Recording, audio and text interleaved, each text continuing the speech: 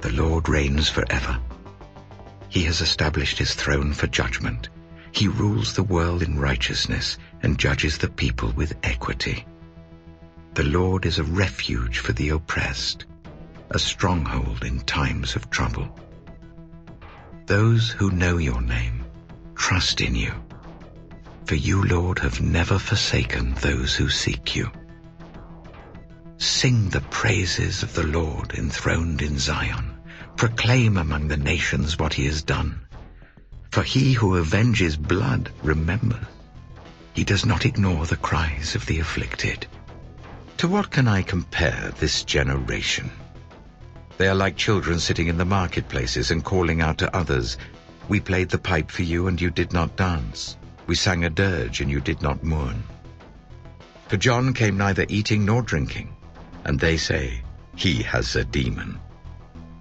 The Son of Man came eating and drinking, and they say, "Here is a glutton and a drunkard, a friend of tax collectors and sinners." But wisdom is proved right by her deeds. Then Jesus began to denounce the towns in which most of his miracles had been performed, because they did not repent. "Woe to you, Chorazin!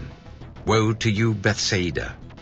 For if the miracles that were performed in you had been performed in Tyre and Sidon, they would have repented long ago in sackcloth and ashes. But I tell you, it will be more bearable for Tyre and Sidon on the day of judgment than for you.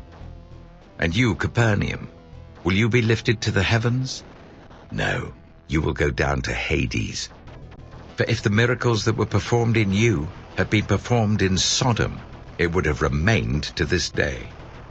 But I tell you that it will be more bearable for Sodom on the day of judgment than for you."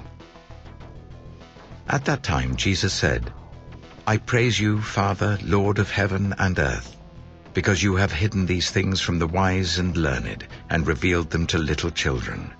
Yes, Father, for this is what you were pleased to do. All things have been committed to me by my Father. No one knows the Son except the Father, and no one knows the Father except the Son, and those to whom the Son chooses to reveal him. Come to me, all you who are weary and burdened, and I will give you rest. Take my yoke upon you and learn from me, for I am gentle and humble in heart, and you will find rest for your souls. For my yoke is easy, and my burden is light." Then Jacob continued on his journey and came to the land of the eastern peoples. There he saw a well in the open country with 3 flocks of sheep lying near it, because the flocks were watered from that well. The stone over the mouth of the well was large.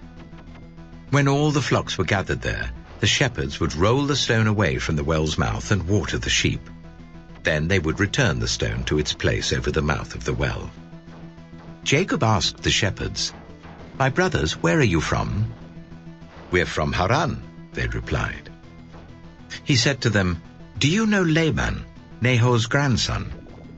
"Yes, we know him," they answered. Then Jacob asked them, "Is he well?" "Yes, he is," they said.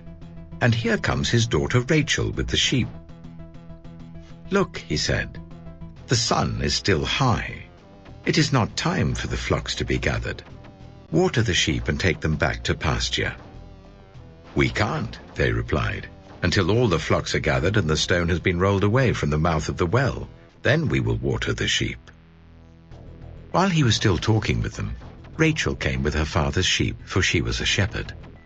When Jacob saw Rachel, daughter of his uncle Laban, and Laban's sheep, he went over and rolled the stone away from the mouth of the well and watered his uncle's sheep.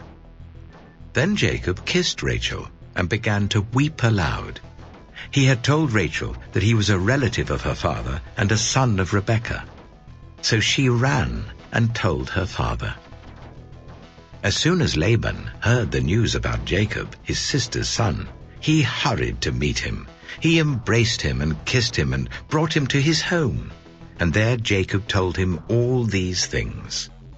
Then Laban said to him, "You are my own flesh and blood." After Jacob had stayed with him for a whole month, Laban said to him, "Just because you're a relative of mine, should you work for me for nothing? Tell me what your wages should be." Now Laban had 2 daughters. The name of the older was Leah, and the name of the younger was Rachel. Leah had weak eyes, but Rachel had a lovely figure and was beautiful. Jacob was in love with Rachel and said, "I'll work for you 7 years in return for your younger daughter Rachel." Laban said, "It's better that I give her to you than to some other man. Stay here with me." So Jacob served 7 years to get Rachel, but they seemed like only a few days to him because of his love for her. Then Jacob said to Laban, "Give me my wife. My time is completed, and I want to make love to her." So Laban brought together all the people of the place and gave a feast. But when evening came, he took his daughter Leah and brought her to Jacob, and Jacob made love to her. And Laban gave his servant Zilpah to his daughter as her attendant. When morning came, there was Leah. So Jacob said to Laban, "What is this you have done to me? I served you for Rachel, didn't I? Why have you deceived me?" Laban replied, "It is not our custom here to give the younger daughter in marriage before the older one. Finish this daughter's bridal week. Then we will give you the younger one also in return for another 7 years of work." And Jacob did so. He finished the week with Leah, and then Laban gave him his daughter Rachel to be his wife. Laban gave his servant Bilhah to his daughter Rachel as her attendant. Jacob made love to Rachel also, and his love for Rachel was greater than his love for Leah, and he worked for Laban another 7 years. When the Lord saw that Leah was not loved, he enabled her to conceive, but Rachel remained childless. Leah became pregnant and gave birth to a son. She named him Reuben, for she said, "It is because the Lord has seen my misery. Surely my husband will love me now."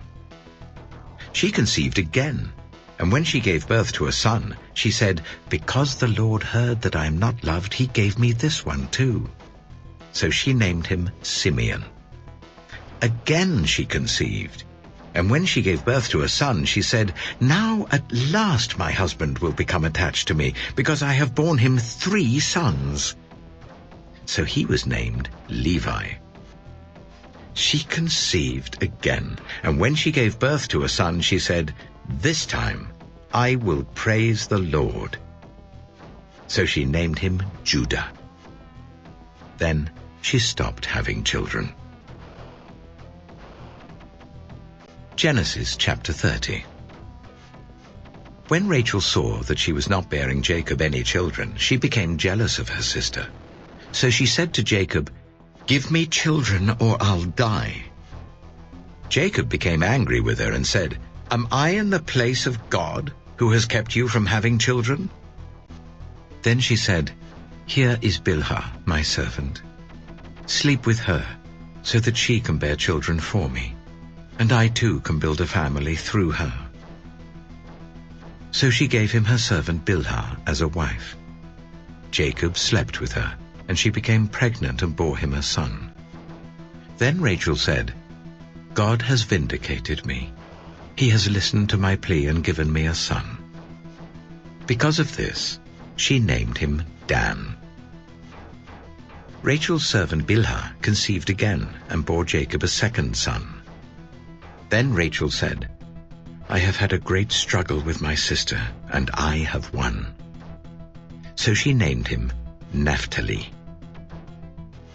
When Leah saw that she had stopped having children, she took her servant Zilpah and gave her to Jacob as a wife.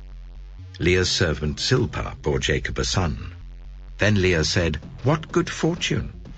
So she named him Gad. Leah's servant Zilpah bore Jacob a second son. Then Leah said, "How happy I am! The women will call me happy." So she named him Asher. During wheat harvest, Reuben went out into the fields and found some mandrake plants, which he brought to his mother Leah.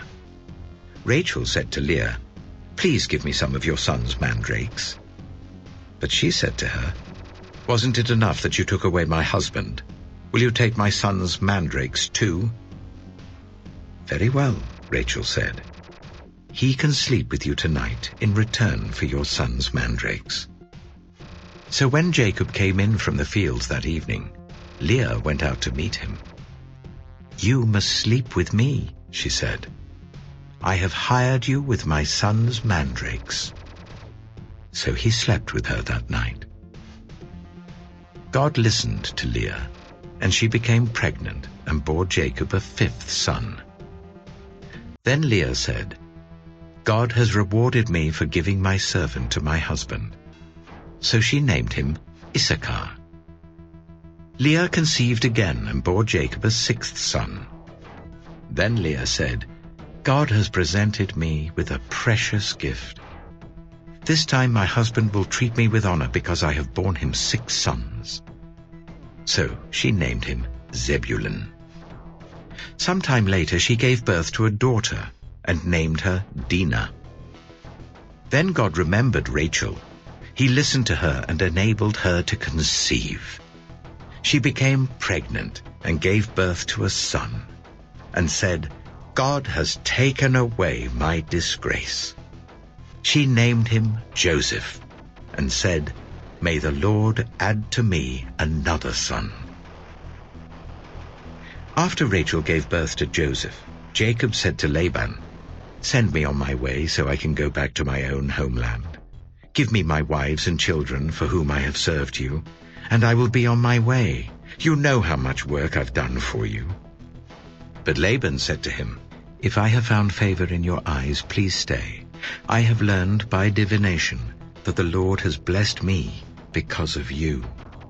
He added, "Name your wages, and I will pay them." Jacob said to him, "You know how I have worked for you, and how your livestock has fared under my care. The little you had before I came has increased greatly, and the Lord has blessed you wherever I have been. But now, when may I do something for my own household?" "What shall I give you?"